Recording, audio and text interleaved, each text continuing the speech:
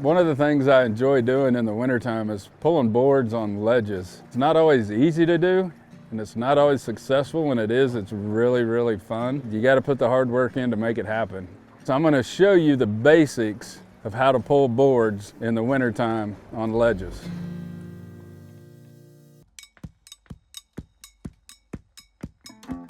So in the wintertime, I want them big gizzard shads. I want them big baits, and I want them as fresh as I can. They're usually going to stay close to the main river channel, and then they're going to pile into these coves. So think about it, when the wind's blowing in here, it's blowing all the plankton in here, so they just stage up in here. There's always bait in this cove in the wintertime, but the majority of it is because the wind's always blowing in here. You got a north wind blowing in, it's always blowing bait in here, it's blowing everything back in here. I'm gonna go in the back of these coves in about 20 to 25 foot of water, and you'll look on your graph and you will see that shad stacked on the bottom like they're almost laying in the mud. It's very important to have fresh bait every day. I like that fresh bait, I like it bleeding, and that way there the success rate definitely goes up on your catching. Now we're getting there. So what we're doing is we finally got all our bait caught. We're gonna throw our bait in here. We're gonna get out of here. We're gonna go out to that river channel. We're gonna start pulling boards, and we're gonna show you how we do it. Once that water temperature gets below 50 degrees is the time I like to get the rods out, start fishing the ledges, start targeting your bigger blue cat on them ledges. What we're gonna do now is we're gonna get this fresh bait out right here. So there's different ways you can cut this. My basic way I cut this is I come right down behind the head, and I'll cut straight down there, and I'm gonna hit right behind that gut pocket. You don't use the tails, I throw them back. If you're targeting big fish, big baits in the wintertime. Right now, we're just gonna see if we can get some action going on. So I'm gonna show you another way you can do this. Come right down here, you're gonna take the side of that knife, and you're gonna play right down that side. And that is a little bait, but we're gonna try that bait right there. And we're gonna cut that off. You can see how fresh that bait is right there. Look at that bleeding right there.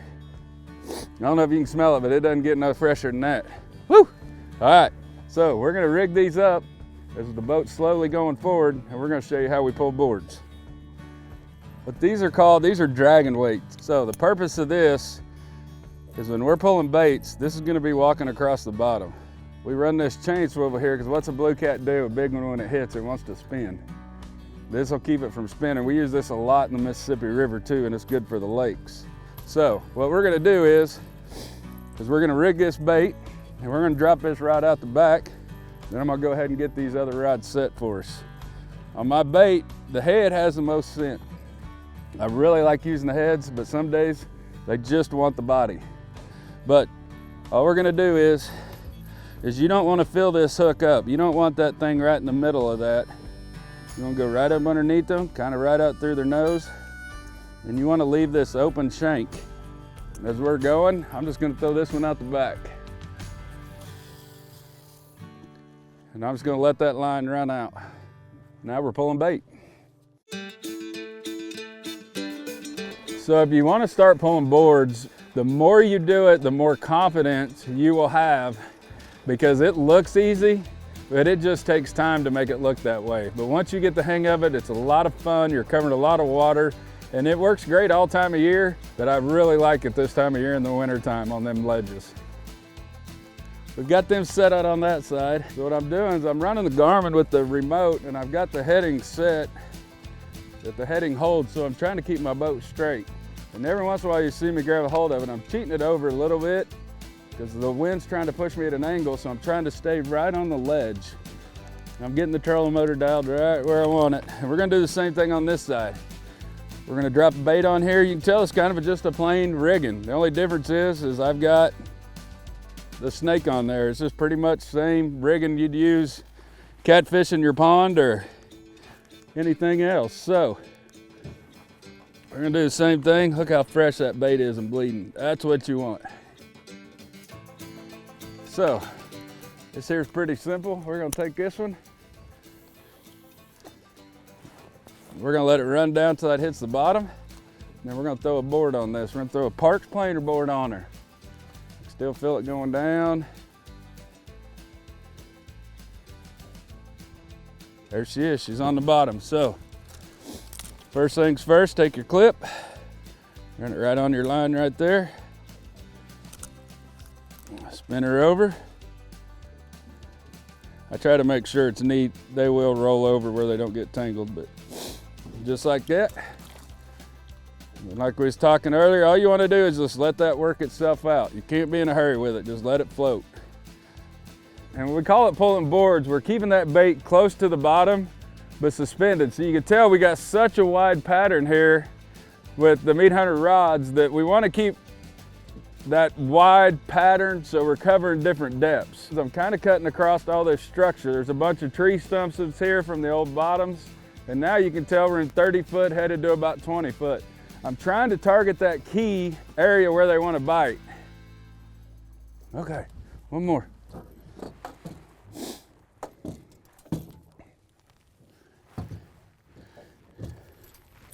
And I'm really surprised we hadn't had a big bite yet.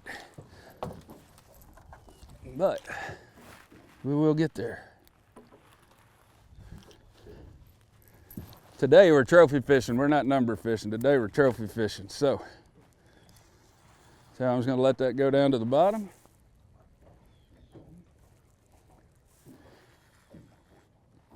All right, then we're gonna clip this on again. It's really, really simple. I know there's a lot of great boards out there. This is my favorite. Parks does a great job. I like the way they flow in current and everything. But all you want to do is float that bait and direct it out there. You're just making a wider pattern is all you want to do. So I'm gonna slide this board up here so I can pull it out there a little farther. And then I'm gonna run this one about midway and we're good. Let's see what happens. So when I'm out here pulling boards, I like the meat hunter rods. This is a 7.6. It's called the Boss Hog. And the reason I like this rod is it's got a lot of action to it. And it's got a good feel. I can feel that sensitivity with that board. If I wanted to hold this rod, I could. I do like using the Shimano's with the line counters. If I'm not running line counters, I use the Lew's. These rods right here got 60-pound braid on them. So I'm running the Parks planer boards, and you can tell how smooth these boards are pulling. They're not trying to change directions. They're not hopping up and down, which is making our bait move up and down. They're just cutting through the water. Same thing on this side. They're pulling nice and easy, and we're just waiting on one of these rods to just hammer down. So this right here is pulling boards. You're covering a lot of water. It takes a lot of everything's got to be in rhythm. Your boat's got to be in rhythm. You got to keep your boards untangled. Once you get the hang of it, it's a lot of action. You're covering a lot of water. And I'm shaking, that board was gone like a cork in a minnow, boy. You'll see a lot of guys doing this in tournaments because you're not looking for numbers, we're looking for the big fish. And that's the reason you see guys like this pulling boards, is you're wanting to cover water and you're wanting the big fish. He's in. That's a good. Get us back in the board. Woo! We needed that one. Needed that one.